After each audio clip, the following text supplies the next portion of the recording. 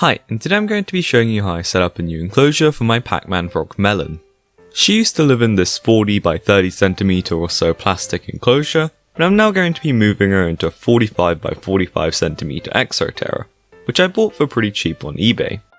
This enclosure will have a much bigger floor space than before, so she'll be able to move around a bit if she wishes, though being the living embodiment of a rock, I doubt I'll spot her roaming around often.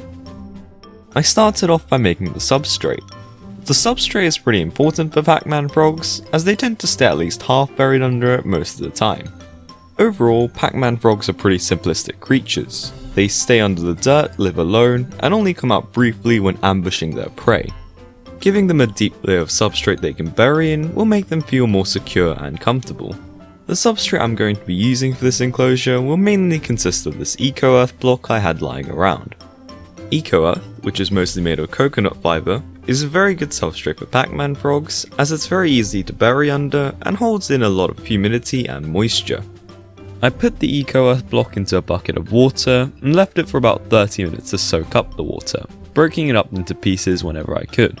Once the eco-earth block had almost fully expanded, I shredded up some sphagnum moss and put it into the bucket. The sphagnum moss will also help to keep humidity and retain moisture, which is important for Pacman frogs as humidity aids their respiratory system and also keeps the skin from drying out. I decided to add in some Arcadia earth mix I just had left lying around because I wanted to give as much substrate possible for the frog to bury in. This is kind of more my personal opinion, but I also think that adding Arcadia earth mix made the substrate look a bit more natural than if I were to just have plain eco-earth. After I'd added the Arcadia earth mix, I then added the eco-earth and sphagnum moss mixture into the Terra tank and mixed them together as I went. In total, I tried to add around 3 to 4 inches of substrate throughout the enclosure, which will mean that she can bury fully under if she wants to.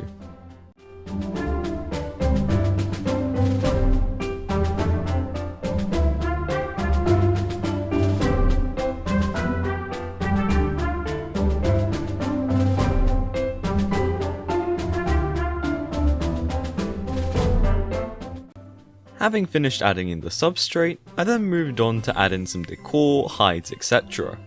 I started off with the water ball, which is the same one she used to use in her old enclosure, but I thought that I didn't need to get her a bigger one as she could comfortably fit and soak in it. I dug out and flattened out some of the substrate and placed the water ball on top of that area. For the hides, I made some sort of a cave-like structure along the back using some piece of cork bark and standing them up against each other. I really like cork bark as it's very cheap and the textures make the tank look so much more natural. If you want to make your vivarium look a bit more natural, I'd recommend adding in or making a few hides out of cork bark like I did, and from my experience, you can't really go wrong with it.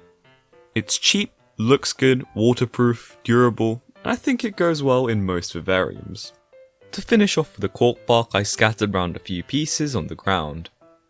Next I added in this really nice piece of wood, which I bought from my local aquatic store. Although I'm not exactly sure what kind of wood it is, I would assume it's a type of fingerwood or spiderwood.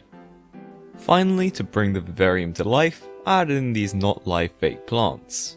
I began by adding this fake bromeliad or succulent, I'm not really sure which also came with the vivarium when I got it.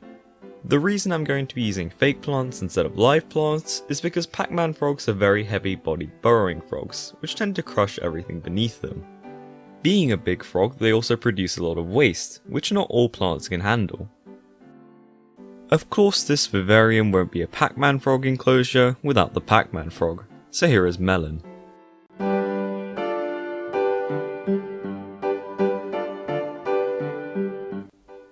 Anyway, to put Melon into her enclosure, I put on some plastic gloves as the human hand has oils which are kind of harmful to the frog, and gently popped her in.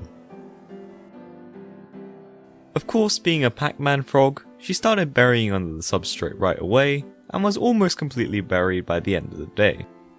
She also hasn't changed position at all since I put her in. I'm now going to be ending the video here. If you enjoyed the video, please like and subscribe, and thank you for watching.